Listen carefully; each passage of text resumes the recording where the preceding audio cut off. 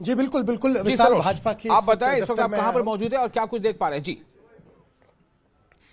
बिल्कुल विशाल, इस वक्त हम भाजपा के दफ्तर में हैं। सबसे पहले तो जम्मू कश्मीर भाजपा के जो जनरल सेक्रेटरी ऑर्गेनाइजेशन है अशोक कौल, उनसे बात करते हैं। बहुत बधाई साहब, आपको 3 सीट्स पे लड़े, 1 जीते आप। रिजल्ट एक्सपेक्टेड था या चाह रहे थे कि एक और सीट निकले? नहीं, देखा जाए तो हमारी तो ठीक है, हम 3 सीटों पर लड़े हैं, ये बात तो ठीक है, लेकिन हमारे 28 एमएलए थे। 28 एमएलए में से हम यही मानते थे कि हम 1 सीट जीतेंगे, और वो जो हमारा एक्सपेक्टेड था वो हमने पा लिया है। और उसमें भी 28 की जगह हमको 32 वोट्स मिले हैं। मुझे लगता है कि भारतीय जनता पार्टी और हमारे नरेंद्र मोदी जी की जो काम है, उनका जो विजन है, उनका जो डेवलपमेंट है, उनका जो विकास है, उसको देखकर 4 लोगों को लगा होगा कि हमको मोदी जी के साथ जाना चाहिए, और वो मोदी जी के साथ गए और उन्होंने भारतीय जनता पार्टी को वोट किया। और हम 28 होने के बाद भी हमने 32 सीटें जीती, 32 सीटें हमको मिली। और जो तीसरी नोटिफिकेशन थी, उस तीसरी नोटिफिकेशन में नंबर 1 है, हमको 32 मिले, ओबराय जी को 31 मिले, और जो तीसरा कैंडिडेट एनसी का था उसको शायद 21 या 22 मिले। जी जी जी। और अभी हमने देखा 2021 से लेके अभी रिप्रेजेंटेशन नहीं हुई थी, स्पेशली अगर हम अपर हाउस की बात करें, राज्यसभा की बात कर रहे हैं। आप पार्टी से बहुत पहले से जुड़े हैं, डीप रूटेड है। आपकी तरफ से कुछ इंस्ट्रक्शंस या लोगों के जो आगे इश्यूज रहेंगे किस तरह से रिप्रेजेंट होंगे, या पर्टिकुलर कुछ इश्यूज जो आप चाहेंगे कि नेशनल लेवल पे आगे जाए? नहीं, ऐसा है कि हम जम्मू कश्मीर को एक होल देखते हैं, और उसी प्रकार से हमने पिछले 10 सालों में जम्मू कश्मीर में काम किया है, और कश्मीर में भी हमने उसी दृष्टि से काम किया है। हमारा जो फोकस होगा वो जम्मू कश्मीर के विकास के लिए, जम्मू कश्मीर के डेवलपमेंट के लिए, जम्मू कश्मीर के काम के लिए। और जम्मू कश्मीर जो आइडियोलॉजी है, ये जिस प्रकार की आइडियोलॉजी कश्मीर में लेकर चल पड़े हैं यहाँ के पॉलिटिकल लोग, उसको ठीक करना, उसको राष्ट्रीय विचार का बनाना, ये हमारा दायित्व रहेगा, और हम बिल्कुल उसको बनाएंगे। कौल साहब, जो ये 4 इंडिपेंडेंट्स हैं जिन्होंने आपको वोट डाला है, प्रोस्पेक्ट्स इस तरह से बन सकते हैं कि कल को अगर ऐसी सिचुएशन आए तो वो बीजेपी की पार्टी फोल्ड में आएंगे? देखेंगे कल क्या होता है, कल तो कुछ भी हो सकता है। वो हमारे सुनील शर्मा जी बहुत कुछ बता चुके हैं, उसमें बताने की जरूरत नहीं है। बहुत शुक्रिया। हमारे साथ वक्फ चेयरपर्सन दरख्शां अंद्राबी भी जुड़ी है। बस एक सवाल लेंगे आपसे। दरख्शां जी, बहुत मुबारक, 3 सीट्स में से 1 सीट निकली है।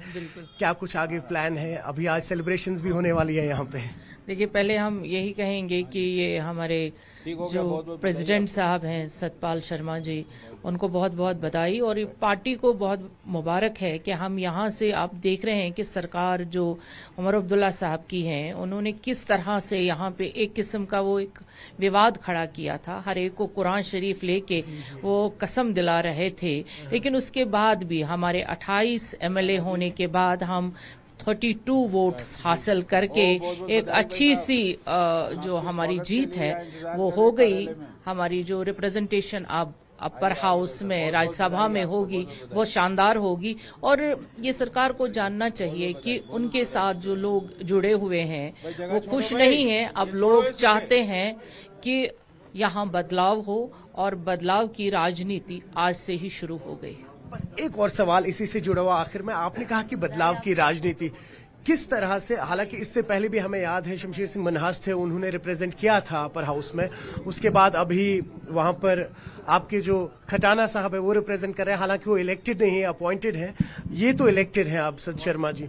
तो किस तरह से लग रहा है भाजपा के लिए, स्पेशली कश्मीर में अब चीजें बदलना शुरू हो सकती हैं? भले ही 1 सीट जीते हैं, वो भी राज्यसभा की। देखिए, हमारे ये नहीं है ये 1 ही सीट है, बल्कि राज्यसभा में जब आप किसी कैंडिडेट को भेजते हैं, वो आपका नेतृत्व पूरे JNK का करेगा, वो एक जगह का नहीं होता है, क्योंकि वो लोकसभा कैंडिडेट नहीं होता है, इसलिए वो नेतृत्व हर जगह का करेगा। और हमारी जो सोच है और हमारे प्रधानमंत्री जी का जो विजन है, वो सबको साथ लेके चलना है।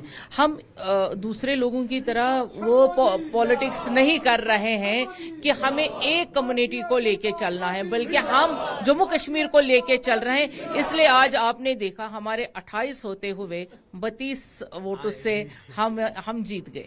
बहुत शुक्रिया। तो आपने सुना कहीं ना कहीं पार्टी के जो जनरल सेक्रेटरी ऑर्गेनाइजेशन है अशोक कौल, वो भी कह रहे हैं कि हम खुश इस बात से हैं कि हालांकि हमारे 28 वोट थे लेकिन हमें 32 वोट मिले हैं। तो कहीं ना कहीं 4 ऐसे इंडिपेंडेंट कैंडिडेट्स है विशाल जिन्होंने भाजपा के कैंडिडेट के लिए वोट किया है। तो देखिए प्रोस्पेक्टिव किस तरह से बदलता है कि क्या आने वाले फिर अगर यहाँ पर यूएलबी इलेक्शंस होते हैं या जो 2029 में यहाँ इलेक्शन होंगे, क्या ये इंडिपेंडेंट कैंडिडेट्स अपना रुख आहिस्ता आहिस्ता भाजपा की तरफ करेंगे? वो एक भाजपा के लिए बहुत बड़ा एड ऑन और बहुत पॉलिटिकली एक बहुत बड़ा एज रहेगा यहाँ पर विशाल जी। बिल्कुल सरोज, इस पे कोई दो राय नहीं है। भाजपा के लिए या बीजेपी के लिए एक बड़ी जीत है और बीजेपी के लीडर बार बार ये कहते रहे कि हमारी कोशिश हमेशा से यही है कि हम सभी के लिए जो है सियासत करते हैं, किसी एक कम्युनिटी के लिए नहीं। लेकिन ये अब एनसी को ये सोचना है कि जो उनके दावे थे, उनके दावे की हवा आखिर क्यों निकल गई, क्यों 4 की 4 सीट वो जीत नहीं पाए। बीजेपी के जो दावे थे कि हम 3 सीटें जीतेंगे, 3 सीटों पर हमारा कैंडिडेट है, 3 में से 1 जीत पाए, 2 क्यों नहीं जीत पाए, ये सबको अपने अपने तौर पर ये करना है। मैं ये जानना चाहता हूं सरोज, अब आगे प्लान क्या है? क्या किस तरह से इस जीत को लेकर बीजेपी आगे बढ़ेगी?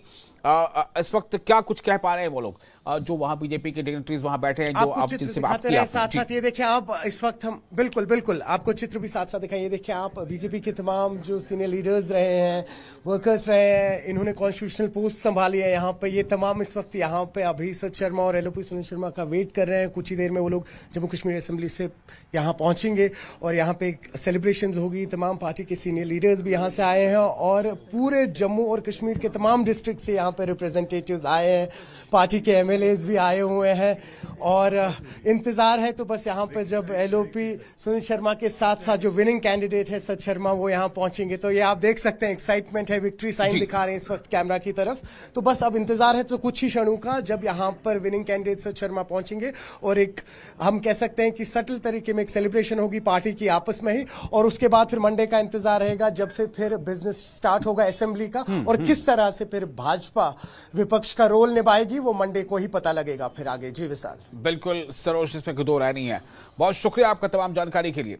तो सरोज हमें बता रहे थे कि किस तरह वहां पर बीजेपी के दफ्तर में भी उन्होंने बातचीत की अशोक कौल से और फिर दरख्शान अंद्राबी से भी बातचीत की। सभी का ये कहना था कि दरअसल ये हमारे लिए जो जीत है ये अहम है और चूंकि हमारे पास नंबर्स कम थे, यानी कि हम 28 हमारे पास एमएलए थे, उसके बावजूद अगर हमें 32 का आंकड़ा तक हम पहुंचे हैं और हमारे कैंडिडेट को सत शर्मा जी को अगर ये जीत मिली है तो वो काफ़ी अहम है, कई मानों में काफ़ी अहम है। उनका ये कहना था कि ये सिर्फ इस वजह से जीत है कि नरेंद्र मोदी के काम और सेंटर में जिस तरह से मरकज ने काम किया है उसके नतीजे पर ये अब जो है हमें रिजल्ट देखने को मिला है कि हमारे कैंडिडेट को दूसरे लोगों ने भी जो बीजेपी के एमएलए नहीं थे उनसे भी हमें वोट मिला है।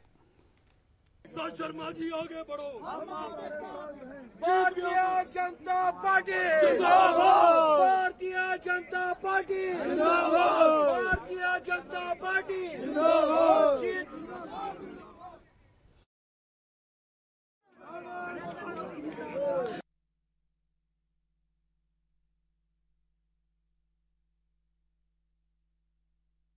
शर्मा जी आगे बढ़ो। भारतीय जनता पार्टी जिंदाबाद, भारतीय जनता पार्टी जिंदाबाद, भारतीय जनता पार्टी जिंदाबाद।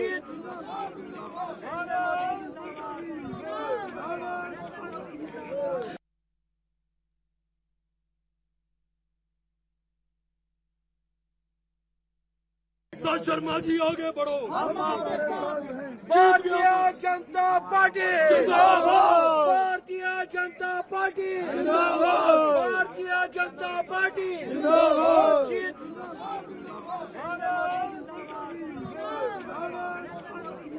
तो ये एक बड़ी जीत है। अब